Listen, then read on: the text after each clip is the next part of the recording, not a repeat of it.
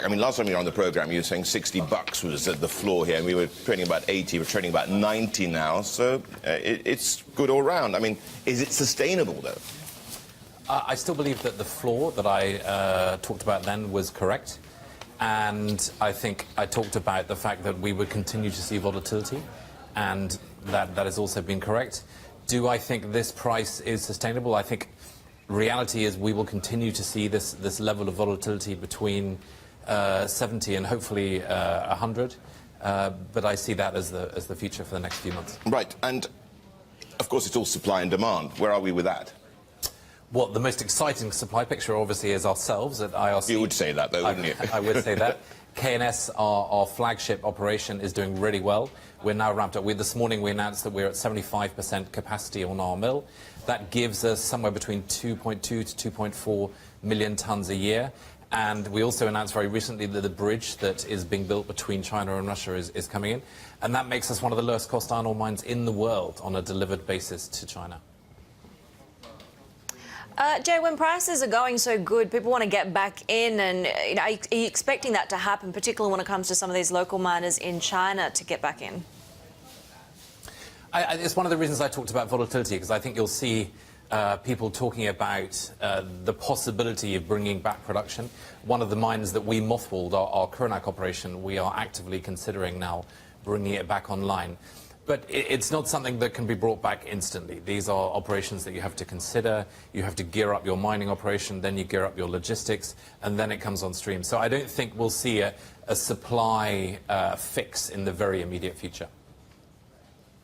How much of this, not just for iron ore, but overall commodities boom that we've seen over the last few months has been kind of driven by, a hope and a wish that the US is going to deliver, the new administration is going to deliver on these reflationary, infrastructure-driven policies. How much of that really being priced in at the moment, and what's the downside of a potential disappointment?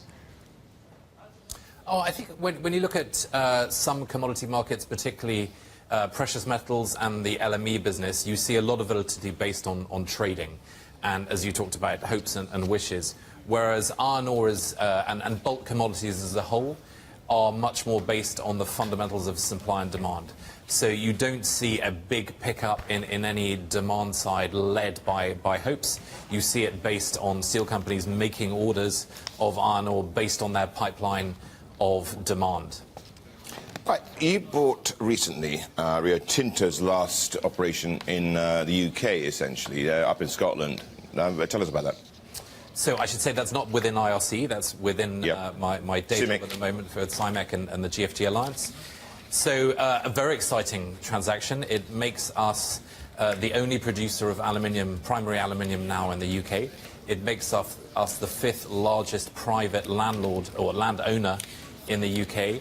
It gives us a fundamental position both in energy generation and in aluminium production. And it's an exciting operation. We are taking what is a producer of aluminium slab, where the slab that was produced was going to the continent in Europe and then coming back to the UK in the form of aluminium parts. Yeah. And we are now going to cast wheels in Scotland. So within the Libyan business, we are a key supplier, tier 1 supplier to most of the OEM auto manufacturers in the UK. And so we will bolt on the production of aluminium wheels to that market. I think what people don't necessarily realise when they look at the UK industry at the moment is that actually car production in the UK has never been as high as it is today. Yeah, all of it is foreign-owned. So, I mean, isn't this a gamble, given what's happening, of course, in the biggest story in the UK in Brexit? I mean, that's the point. Well, I think that you've seen the auto manufacturers in the UK commit to the UK recently. You've seen Nissan make a long-term commitment. You've seen Toyota make a long-term commitment. We are very close to those two, and Honda and to Jaguar Land Rover. And if they are producing 2.5 million cars a year, we would be able to produce 2 million wheels a year. And so that obviously is about a quarter of the market for aluminium. Because they have 4 wheels, yeah. Of course. Quite easily done.